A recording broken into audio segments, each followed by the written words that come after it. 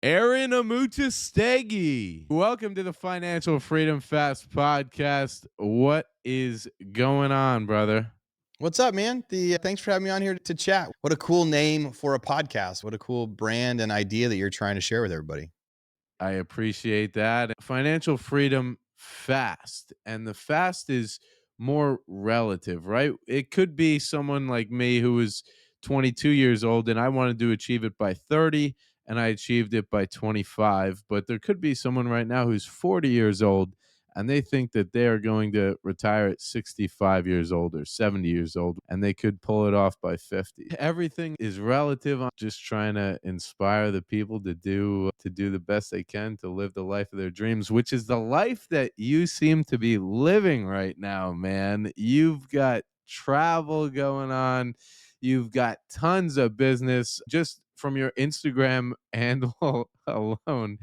Travelpreneur, Ironman, life hacker, flipped 1,000, own a 850 doors, houses, whatever that may be, author, husband, dad, world schooling professional, and you literally just ran a half marathon, man. Tell me, what don't you do, Aaron?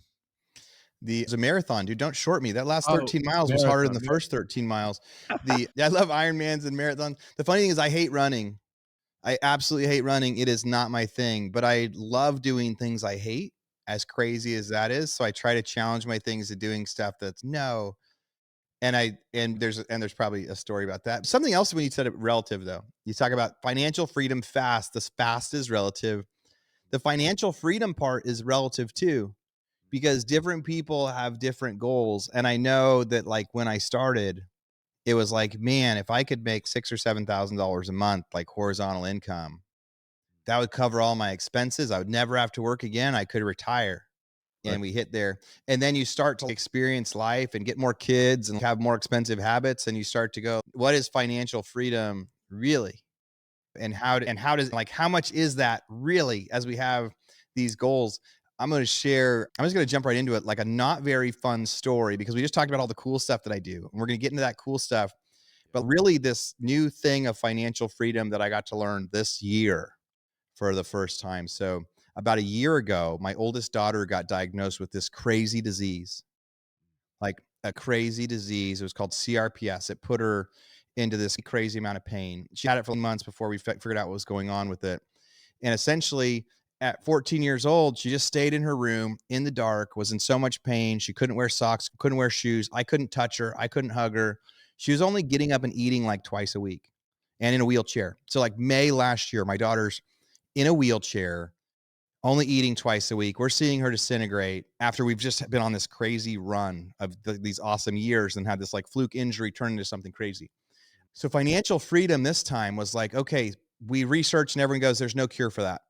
No cure for what she has. And then we keep Googling and we find a place in Arkansas that says, we've cured 300 people of this. But hey, it's in Arkansas, it's inpatient, insurance doesn't cover it. It's very expensive treatment. What can you do? And I've got 4 kids. I have a wife and 4 kids. We live in Austin, Texas. This treatment's in Arkansas. And so we like in May, I'm getting ready to host like my real estate rock stars mastermind in May. My wife's trying to get us a spot at this place. There's like a 6-month waiting list. All of a sudden they say, hey, we've got an opening if you can get here in 2 weeks. And like Matt, what true financial freedom was that I could go, okay, I am going to not host my podcast for the next while. I stepped away. I'm back hosting it now, but for 6 months, I didn't host my podcast. I'm going to step away from this part of my business. I'm going to step away from this business knowing the revenue is going to fall. I'm going to buy a house next to the treatment center for my daughter, so that way it's easier for her to get to at this place in Arkansas. My wife goes and lives there for 2 months. I raise 3 other kids by myself. And then we trade. Then I go to Arkansas for a month, and then Kalina comes here.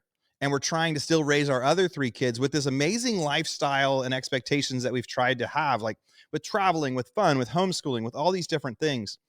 And I tell you what, the crazy thing as of this week, right? So we got back from Arkansas in November. She wasn't cured, but she could wear socks. She could wear shoes. She wasn't in a wheelchair. She could eat.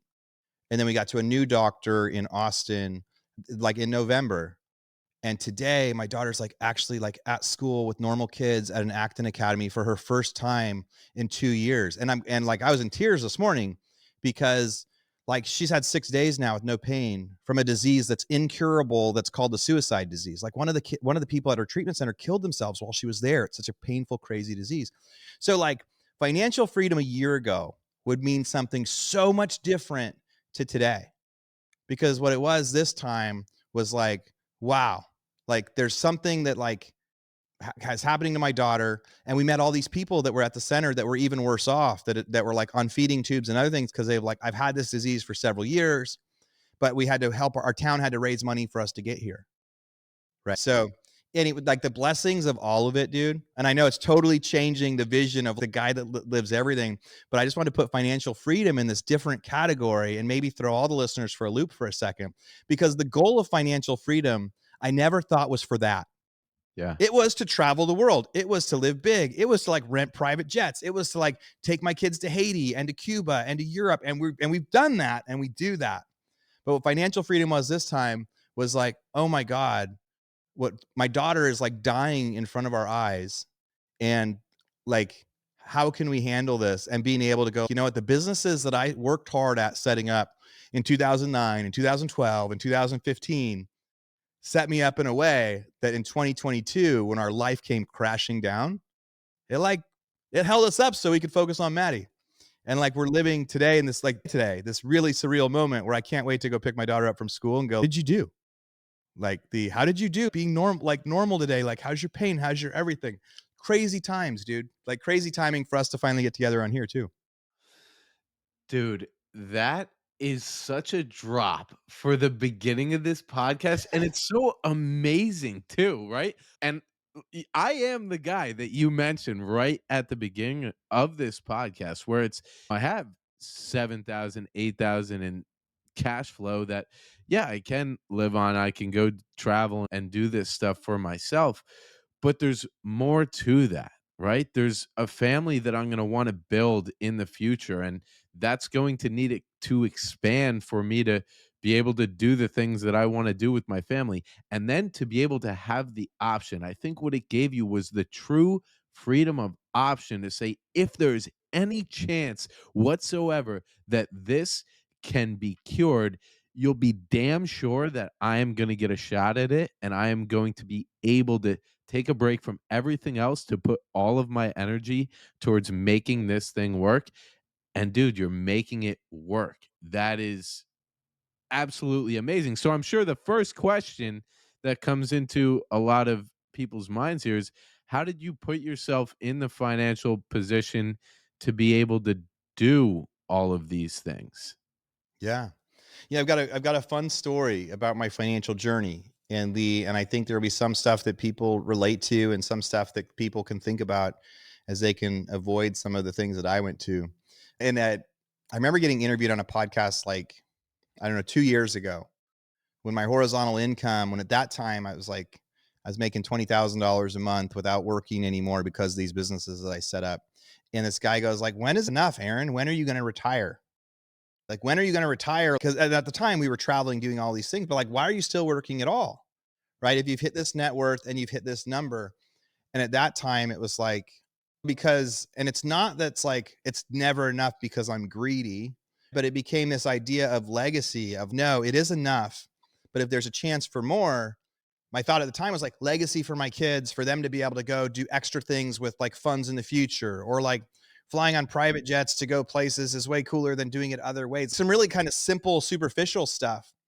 But really, I couldn't have helped Maddie this year if $20,000 a month would have been my goal. If that was that point, I would have said that's enough to grow my businesses. I wouldn't have been able to help her.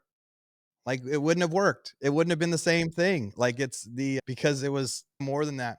I was a let's see, I got in where do we start my story? I got in a bunch of trouble when I was like 21, 22. And I'm going to fast forward to getting out of that in case we want to go back to that later. But I went to college, got myself in trouble, went back to college a couple years later.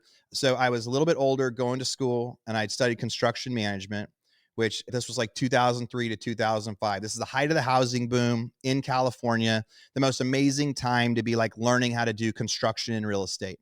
I graduate at like the top of my class, partially because now I'm 23, 24 years old, competing against other students that are 21 and 22. I've lost some years of my life. I'm now treating everything more serious. So I'm like top of my class. I win some national championship stuff. I get heavily recruited. Like 2007, we're like, I'm working for a home builder. I'm running operations. We're building houses in 60 days. We're selling them. They're pre-sold. They're making huge profits on this. I'm golfing twice a week. I have a really bad expectation of what life is supposed to be like.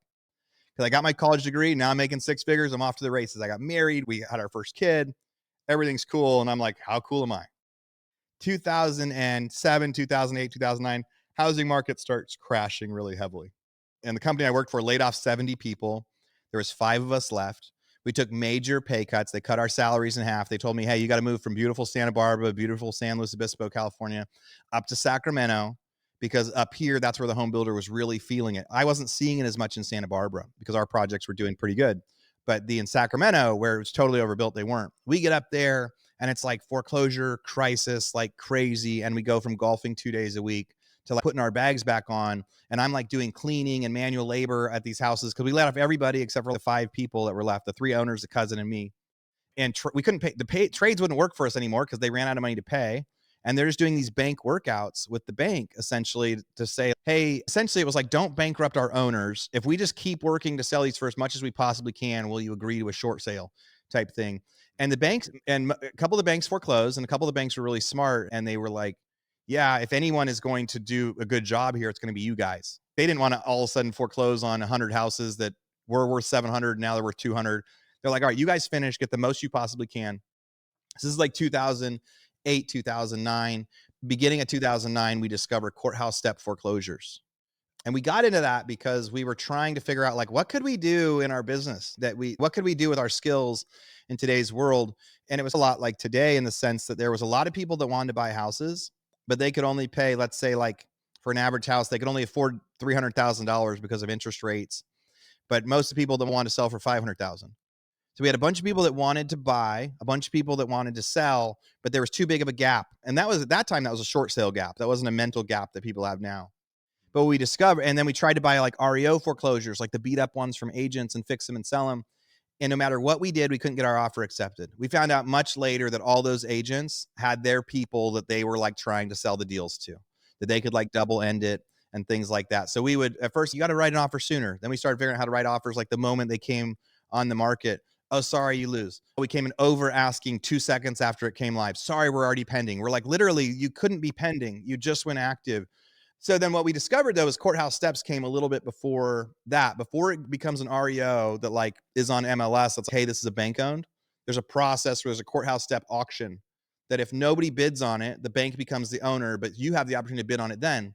It's higher risk. There's like title issues. There's things like that. You have to pay them cash. You don't know if someone's living in it or not, but there's like risk that you can figure out ways to adopt. We figured out how to do it. We were reading like bank documents and loan documents. We went and like watched an auction and we were like, oh my gosh, this is really crazy. We showed up to an auction. There was like 2 other people standing there.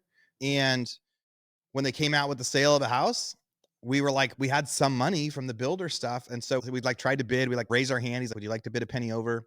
We say yes. And the other 2 gasp like, oh my God. And we're like, what do you mean? What happened? They're saying you bought a set. They're like telling us like we bought a second. We didn't actually buy a house. We're so nervous. The guy that we signed the money over to, his name's Eddie. He like came in on a skateboard. His laptop is on a trash can where we're working there.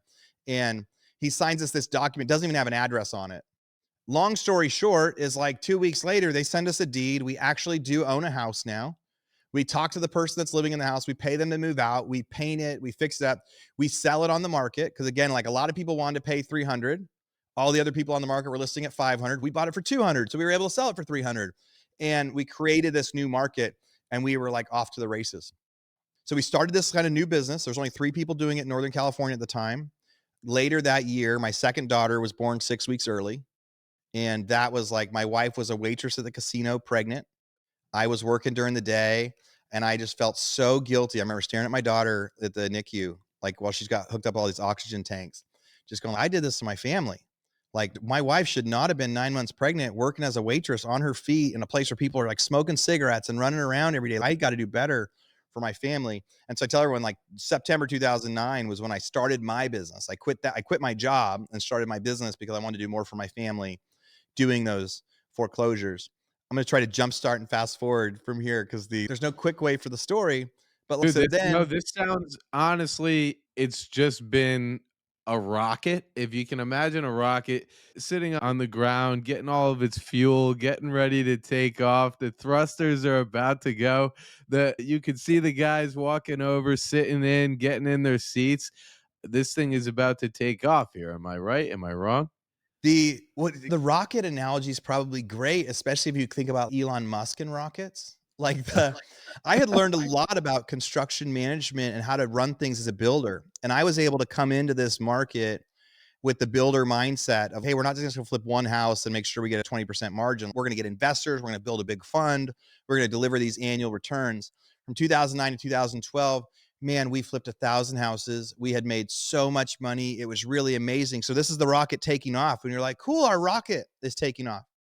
2012, 2013 company Blackstone comes in and they say, hey, we're entering your market. They kind of offer to buy my company. They asked me if I want to go to work for them. I remember feeling so cocky, not knowing who Blackstone was. And Matthew, the thing about your life and some of these other people listening right now, what I had back then was I had this huge thing that was making a ton of money, but I had no mentors. I had no guides. I had nobody that I could get advice from.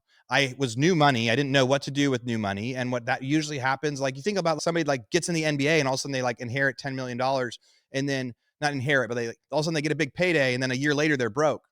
So we were making so much money, but we were spending so much money. We were spending it on the wrong things. I'm too like confident to think like maybe I should Google who Blackstone is since I knew what their business plan was a year before. Long short, they put me out of business. End of 2013. I tell my wife like, hey, you need to transfer me some more money for payroll out of our broker account. She goes, we don't have any money in that account. I'm like, what? So I had this heavy overhead, lots of employees running that business because we were making millions. And I remember going in and telling everybody like, hey, today's your last day because I can't make payroll anymore and having to lay everybody off. So beginning of 2012, dude, I've got more than $1 million cash in my bank account. Life is good. Things start to slow down. I don't cut it too bad. I lose it all 2013. So like 2014, I'm like, oh my God, we were making money hand over fist. We made stupid decisions. We weren't good stewards of our money. We didn't donate to things. We wasted it. We wasted our opportunity. We didn't do anything good. The only things that we didn't regret was like the things that we did. And so this is like Elon's rocket blowing up, right? The first rocket blows up. It's like it was taking off and it blows up. 2014 is a tough year where I'm like trying to figure out how to not go into foreclosure myself. I apply to go be a building inspector for the city of Napa. I apply to be an Uber driver, trying to figure out and going from making hundreds of thousands of dollars a month to going, oh, I need to do this instead. During that process, we like find a good church again. We're like putting our life back together because we'd created a bunch of wreckage during that time of, hey, look at how cool we are. 2015, it's like our lesson was fine. It was like we finally had learned our lesson because at that point I felt like God opened the waters. Said, cool, you've learned your lesson. So I bought the only asset that I bought before I lost it all in 2013 was there was an apartment complex in Texas that I bought during that time. And I would make like enough money to pay my rent with it at different times. Some months we wouldn't, but like we just skated by in 2014. And in 2015, and the real estate agent that sold me that apartment complex sends me a new listing for an apartment complex across the street, has a title report on it. I don't know why. I pull up the title report and it says there's a notice of default on it and it's scheduled for foreclosure in 2 weeks. But I've got like rent rolls and things like that. And I was like, huh. So I've got money left in a line of credit that we could access, go to auction with. I get checks. I fly out to Texas. I go like to this auction and attorney shows up, brings the apartment to sale, opening bid. I have enough money to buy it and I get cold feet and I don't bid. And the lady goes, going once, going twice, sold, back to the bank. And I remember calling my wife and I go, couldn't do it. Like I was gun shy. I was scared. I'd lost all my confidence. In that 2 years, like I'd learned a lot of lessons, but I'd lost my confidence. And I remember calling my wife. She's like, what were you doing? We couldn't even afford that Southwest ticket. What do you mean you flew out there and you didn't bid on it? And so I'm like sitting there going, man. And then another trustee shows up at the auction and he starts selling houses one after another. And the crazy thing, Matt, is I'm looking around and nobody's standing there. So he sells like 30 houses to nobody. And I remember my mantra during 2014 was like, man, if I ever had a second chance, I would do it so much different this next time.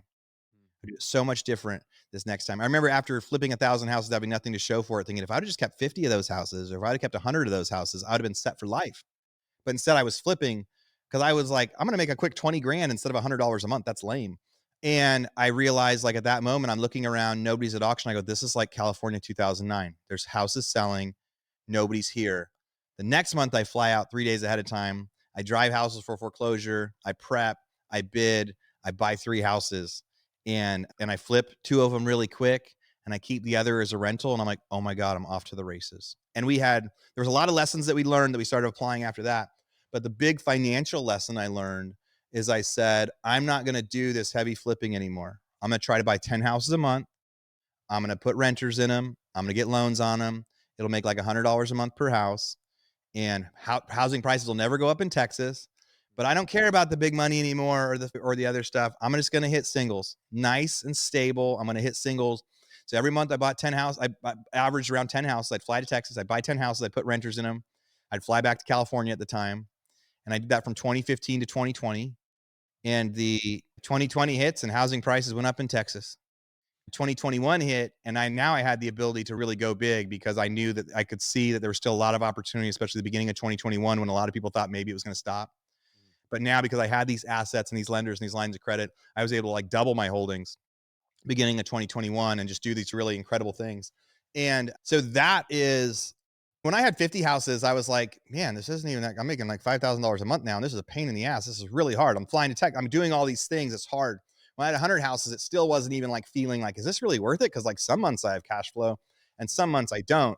And then after years of putting that together, and then it exposed me to being able to buy some other companies and do some other companies. But there was a few lessons that we learned during the 2014, 2015 that became our mantras for like why we live life fully. And then I wanted to see what questions you've got. But one of them was like, man, we wasted our money on stuff. I had $2,000 sunglasses, right? We had like expensive we had all this expensive stuff that when we couldn't pay our mortgage, I was like, I wish I could pawn these sunglasses for more than $100 to help me pay my mortgage.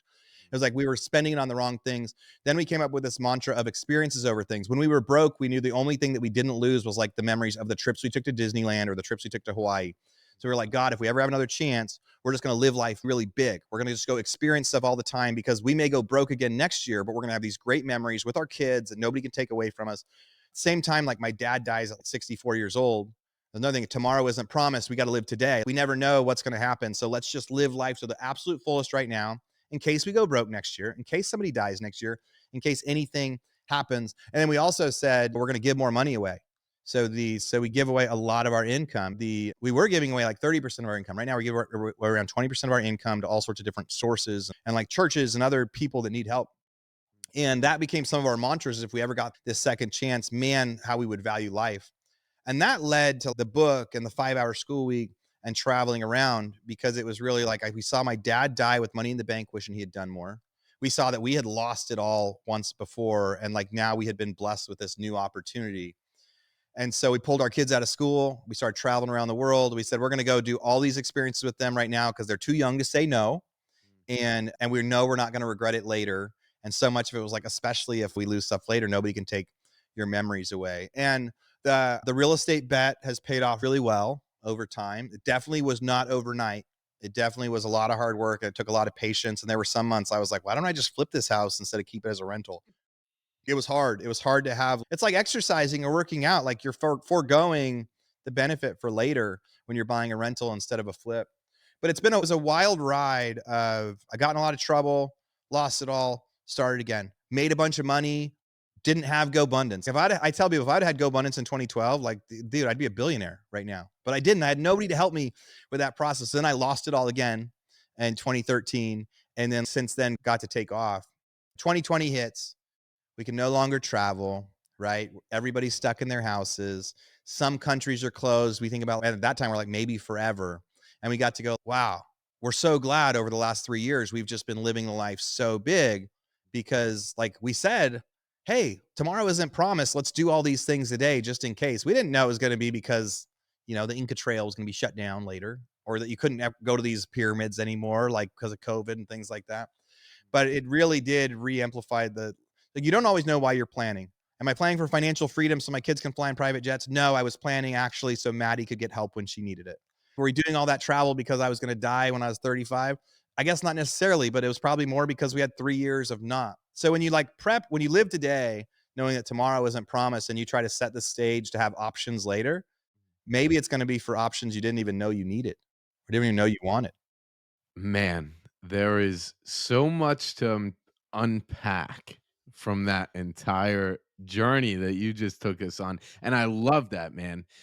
I like that you touched on the ego. You said, I wanted to be this cool guy buying the Gucci sunglasses or brand it was that you were hoping you could pawn off and sell for $100. But the best thing that I saw out of that is that you learned a lesson from all of it and it took you back and you're like, I don't need all of this stuff. So that's spending on the wrong things. For those of us that are listening that don't want to spend on the wrong things, how do you decide what is a right thing for me to put this money that I've put so much energy into to create that money?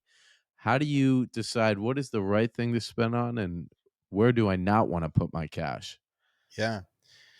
It's such a great question because I still love things, dude. I love travel. I love things, like, I love golf. I love toys. Like, I've got a cryotherapy machine in my house. Like, I've got these really, like, expensive stuff that I could easily say maybe it's the same thing I should have learned with the sunglasses, right? But there's so figuring out what to spend on is probably more about trying to figure out the right budget of what you wanna spend or not, right? Hey, if I'm making this much every month, if I can give away 10,000 bucks a month, right? Then I can spend 10,000 bucks a month on whatever I want. That could be a good way to do it. Or 1,000. If you have a budget of, hey, I'm going to spend this much money a month on whatever I want. I know a friend of mine just hit like a certain number of downloads on his podcast. So he's going to go buy himself a watch, right? He want to go buy himself like $1,000 gift, a $2,000 gift. So whatever those things are, like we like things. I love looking at cars. I love looking at things. I love looking at clothes, like all the stuff. And so it's probably more about making sure that what you spend it on, it's within some sort of a budget. And then there's also that you're not going to regret it if it goes to zero. So vacations are really easy. Health type stuff is really easy. Like my sauna, my cryo machine, things that are going to encourage me to exercise more, like eating healthy, like a chef that can make sure you cook. Now that's a whole bunch of extra shit that most people don't need, right? But if you're gonna sometimes you like, that's what's important to me because it's gonna help me accomplish this goal. There are gonna be people out there that are like, hey, I love going running every day. I don't need any of that other stuff. I don't need a treadmill. I'm just gonna go and do that. Cool. There may be something else in their life that they're struggling with on their life challenge or their happiness challenge. And Scobundance does this like happiness index thing too, where you try to judge where you're happy in your life and where you're not. I think you could also try to look at that, like where am I happy, where am I not? And see if there's some things where money can't buy you happiness, but there's some things that it can help with. People will say if you have a problem that money can solve, you don't actually have a problem. Like you might have to get your ego through it. You might have to be like, I don't want to have to pay for that. That's silly, but really that's the truth. So I still struggle with what to spend on or not, Matt. But anytime that you can delay your gratification and it's like retraining the muscle of delayed gratification for what you can, then you'll usually see too, no, I still really want that. Don't buy something right away. Put it on the vision board, put it on the stuff that you like want to add to the future. The things don't have to be instant, but I always say I've never regretted an experience over I've never regretted an experience, a last minute experience, even really expensive. Oh, let's go. Should we go do this? We just got invited to go here or flying to on stage during the UFC during the UFC weigh-ins with Conor McGregor. Like we're on stage standing next to Conor while he's weighing in at one of the UFC events. That cost money. That was like extra, but like we had so much fun at that experience. For me, it's always experiences over things because tomorrow's not promised. You can always remember that forever and look at it. We really like that. When it comes to the other toys, it just depends on what you value. But I would say planning for the future and delayed gratification can help keep you out of some trouble. And know whatever money you're making this month, like at any moment that can get taken away. And I would have made better choices if I could have realistically thought there's real estate agents that made $500,000 last year that this year are going to make 50,000. Period. There's loan brokers that made $500,000 in 2021 that are now not loan brokers anymore. They're selling cars. And if you would have asked them in January last year, just 12 months ago, 13 months ago, what are you going to make next year? They would have said $500,000. Fed raises rates in February, and all of a sudden their whole business changes. Like, so you can't ever really picture. You can think, oh, my business is stable. But if you've got vertical income, like where you're working for it every month, you're doing something every month, you can't count on that forever. So you got to make decisions going, hey, at any time that could stop. So that'll help you figure out what you spend your money on too. Man, and I know it's not, it's like it's tough to really give people the right advice. no, I think probably one of the things that hit home closest with me is value. What do you value? Where are you gonna spend the money? Like in my instance, I've got 7,000 coming in a month, so I can't be donating 10,000 a month, but I could donate 500 a month and still feel good about doing that and still feel safe with what I have coming in, or even donate a bit more. But where am I? It's not a bunch of money coming in every month, 7 grand. How am I going to spend it to the maximum capacity that brings value in my life? This trip out to Paris, my Airbnb to stay here for an entire month only cost me 1,700 bucks. My flight here cost me 300 bucks. I can experience an entire country, I can an entire city for a month. That is so much value to me for only $2,000. I can go do that.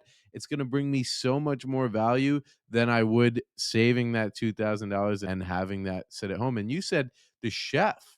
Now, that chef, I'm sure, one, you get really good food, but you probably get a lot more time with your family because because you don't have to cook for them. So how have you used money as a tool to give yourself more time with your family? Yeah. And I really like what you said about value, like value. And I'm thinking like values of what's important to you. So if you're trying to figure out what to spend your money on, if you have your goals of what you want your life to be over the next year to 5 years, and you have what do I value, what's important to me, and if you have both of those things, and you're really clear on these are my goals and these are my values, and that one of our values is experiences over things. That's one of our family values, experiences over things. Right? Yours could be anything different. Fast cars. Yours could be like scary experiences, like skydiving, fast cars. Like people are going to have some values. Some people are going to be a family time. Family time is their biggest value that they want to be able to have. You have friends. Hanging out with friends could be your value. So if you're clear on your values and you're clear on your goals, that's going to be your North Star. That's going to be your compass for like where you spend your money and are you going to regret it or not? Because you can look at anything and go, does this help me get closer to my values? Maybe. Does that mean you're never supposed to buy cool sunglasses? Or you're never supposed to buy a cool car? No, but it'll help you go. Maybe you're going to wait longer. Maybe you're going to save more, things like that. Money can buy time. It can buy time with, if you hire somebody like a chef, it helps you with, yeah, the prep time, the focus, also eating healthy. Like the toughest part about eating healthy is like eating healthy doesn't always like taste good if I'm going to be doing it myself. And we don't have a chef help all the time. But there's times when I've had 6 to 9 months where chefs cooked all my meals to help out. So we could spend more family time and still hit the goals. And I give you one last thing to think about, like the saves that brain power for something else. But so like different things to spend more, like trips and vacations are, that's like a simple answer, but it really does help get more family time because it forces you to just turn things off and have calendars off and like really get to go do things with them. And if you do the right kind of really, there's like trips to go to Hawaii and play in the water and surf in the ocean. That's just fun. That's just fun memories. There's trips where we do like mission work in Haiti and we stay in these places that are like pretty questionable. And the kids like play outside and everybody's barefoot and it's in the mud and different times we're a little nervous, but we're letting them experience like the worst. Or when we stayed in Cuba and our Airbnb had no windows, like the windows are broken out at the Airbnb we're staying at. So my kids are able to go, wow, they're seeing all different sides of it. But there's also things like the extra little experiences, being able to do sports, being able to coach them in sports, being able to like show up at their things. Like when they do have a tennis match at 3 o'clock, right? Not all the parents are there, right? Like the on one of my girls, she goes to tennis practice. She's not competing in anything. She's never played a match against somebody, but she's been going to tennis practice for 3 years, a couple days a week. I go to every practice and I watch her. And now I'm the only parent that watches her. But if I don't watch her, if I'm not paying attention, she's like, "What are you why aren't you looking at me?" So those are some things where like just money and business organization has helped us be able to like just focus and be a part of the things that they want us to be a part of. One of the guys that works on one of my teams, he talked about that his dad never missed a single one of his high school football practices. Right? Like his dad just went and sat through every single one of his high school football practices. And now this guy's grown man. Like he's got kids of his own. He's a really successful guy. And he still speaks. That was one of the first things he told me about his dad when I met him. Like how profoundly and how fondly he spoke. And that was because his dad was an entrepreneur and set things up and prioritized that. It matters to kids, like some of that other stuff. So that's a way that like money can help you get more time with them too. But there's like the little hacks. Like that's also like, why do people fly one way instead of another? Why do people fly private instead? Like you fly private instead of first class, instead of commercial. It's a hugely different cost, hugely different experience, but it can turn a 9-hour experience into a 1-hour experience. So you've got an extra 8 hours hanging out together. We don't do that often, but we've done it before. We do it sometimes, and when we do, it's usually like a big old ROI on time. But it mostly just elevates the experiences, and then you can get help in a way that it helps you to be able to go do those things. Go do that and spend more time with the people that you care about most. And that's honestly, again, another thing that hits home with me. That's actually the beginning of my financial journey and why I started all this stuff is I saw myself at 22, 23. I was like, I probably won't have kids till, and who can predict that too, right? But I probably won't have kids till, I don't know, 32, 30-ish, around there. And when I'm at that point, I want to be able to be the dad that when they're growing up, I can teach them how to play the sports. I can play the sports with them. I can be at every single game like my dad was at all of my games.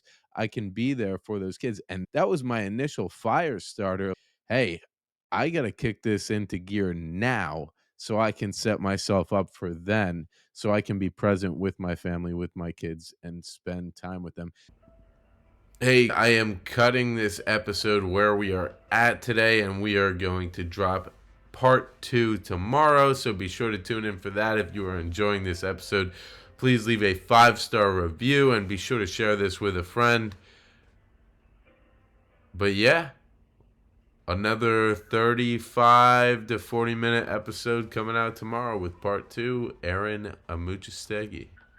Peace.